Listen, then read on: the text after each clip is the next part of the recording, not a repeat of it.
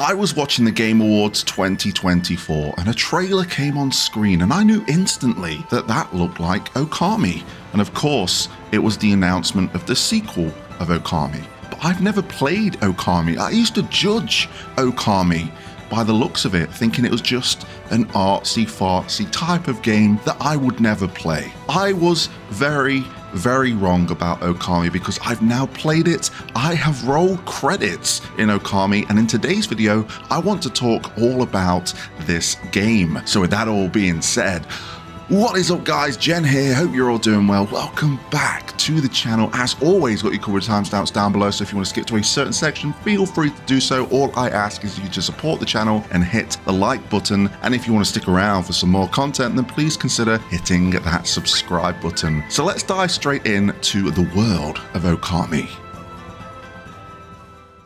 I'll preface this again.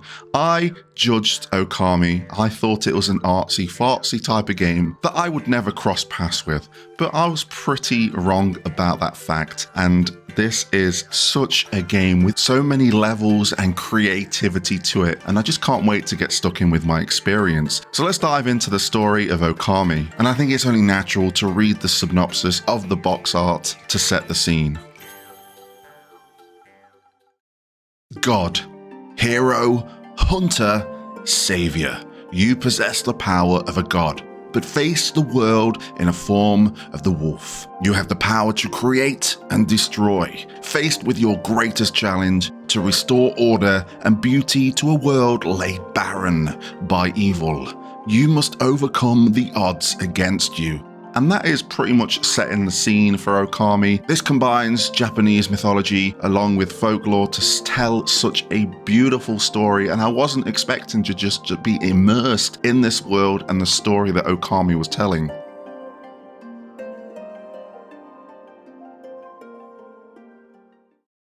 I want to touch on characters briefly. With this, the kind of game it is, we do come across loads of characters that are inspired by that mythology, but a few standouts for me is, of course, Amaterasu, the god that you play as in the form of the wolf, and our comic relief sidekick that really give me more laughs than I thought I was going to walk away with, Isan. So they're the ones that I want to shout out. The rest of the characters are great. There's so many NPCs across this game that really give some charm to Okami that I wasn't expecting. It's definitely an experience in itself.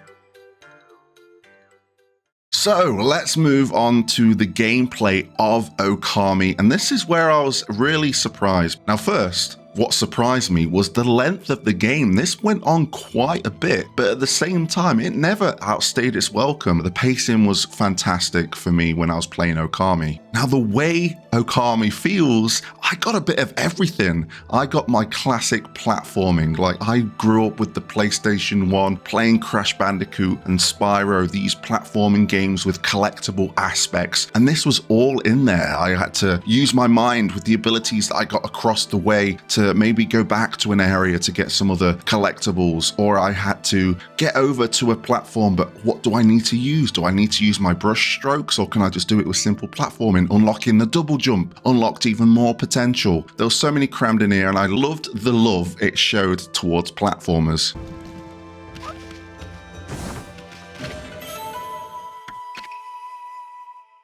Not only that, it was also an action adventure. So the way we would get into combat is it was almost like a JRPG to a certain extent. It was like random battles. We'd see these banners with dark clouds around them roaming the map, and you'd go up to them and you'd go into an instance where you would do your battle, and it was like a hack and slash, but you'd also combine your brush strokes in there, and it was really cool. And then at the end of the battle, it felt like a JRPG with all the upgrades and the leveling up system that we got.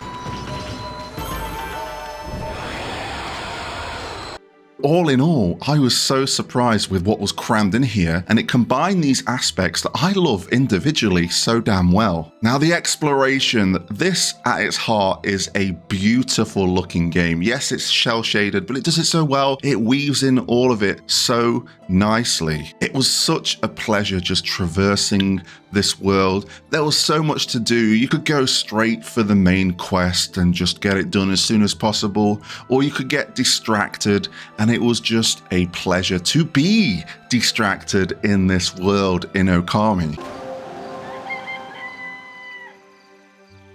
I've mentioned the brush strokes quite a bit, and this is its main mechanic. Essentially, you'd hold R1 to freeze time, and you'd use certain brush strokes that you'd learn across the story to your advantage, whether this is reforming a bridge, bringing something back to life, or going against enemies. And the way it just kept it so natural, it never felt like a bane to use, but it opened up so many opportunities to then go back to the opening village and get a chest that I could see in the distance that I couldn't get before because I learned a new brush stroke, whether it was to change the time of day or even make a few lily pads so I can hop along to an island that I could see in the distance. And it was great to know that things that I could see, eventually I could visit.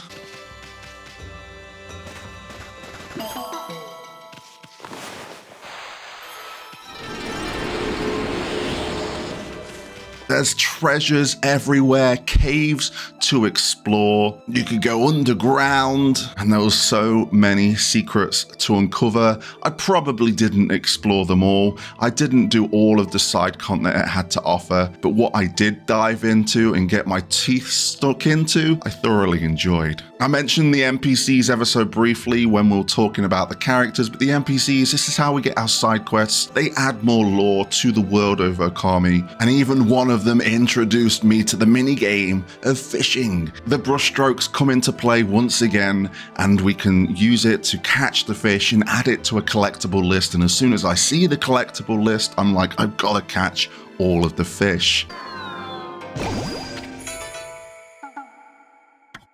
Before we end this section on exploration, I'm going to touch on what I'm going to dub as dungeons, where things would pick up a little bit when it comes to combat, and of course we'd have a boss at the end of this. These dungeons introduce many elements. To no surprise, the brush strokes come in handy here, and also there are puzzles to solve, and some of them that really require you to think, okay, what brush strokes do I have? What abilities do I have? How can I use this to solve this puzzle? How can I change the water level to this dungeon? There are so many things crammed here, and it always brings me back to the fact that, man, this game has so much to it, and I really did judge this by its cover. With exploration out the way, let's talk about the combat of Okami. And this combat was very action focused, but you could pause time whenever you wanted to with the brushstrokes to reassess the situation, because you did need a layer of strategy going against some of these enemies. I really felt that it was a slow start when it came to combat, but that's probably because I didn't have all the abilities to my disposal. So as I was entering the end game of Okami with all my abilities and the range of enemies really opening up, that's where combat got really exciting and quite exhilarating to get done. I'm going to mention it again, but the brush strokes really brought a layer of the gameplay in the combat that I just loved. I want more things like this. And it was always nice to just have that pausing moment to think, okay, what brush stroke could I do here? Shall I just go for a basic slash? Shall I spawn something? Shall I create some fire? Shall I turn it to day or night? Like, there's so many things that you could do with the brushstrokes in combat. It made each battle I got into, especially in the later game, really interesting.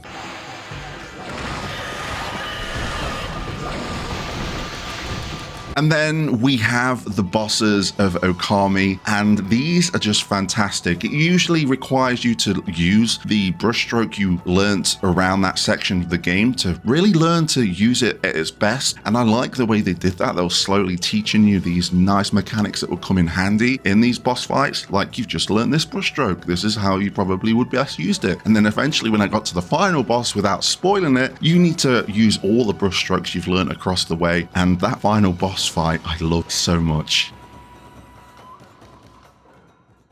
That's it for combat, and I want to touch on the extras that we have in Okami. I mentioned fishing. There are other side quests that introduce a few little mini games along there, but there is a great place for completionists here with the bestiary. I love the way the bestiary is displayed on this scroll, this endless scroll, and each enemy you come across, it gets painted on this scroll, and you can move through it and just reminisce on all the enemies. Oh man, it's fantastic. There's also many animals you come across, which again adds to a completion list, and there's also also rare items to find to also fill up another list. Now, those that don't like filling lists, you don't need to do this, but it's there, and it's pretty satisfying when you scroll through the pages and you've got it all full. Now, the music of Okami, there was just moments where I didn't do anything and I just had the earphones in and I just listened. The ambience of the place I was in with the music playing in the background was just simply beautiful, and then that soundtrack really kicks up again when you're in combat and going against those really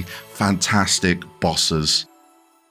And I think that's about everything when it comes to Okami. I freaking love this game, and I advise you right now, if you've not played Okami, I think you should go play it. You can get the HD version on the PlayStation and other platforms as well. I think it's pretty accessible. I was really lucky picking this up because it was on sale at the time, just after the Game Awards. I don't know if it was intentional, but I picked it up. And the fact that at this stage as well, we had the themes on the PS5, so having the PS2 theme and then playing Okami, felt like I got the full experience here. But I bloody loved Okami, and I'm really interested to hear your thoughts on Okami. Let me know in the comment section below. I appreciate your time, and until next time, I'll catch you on the flip side.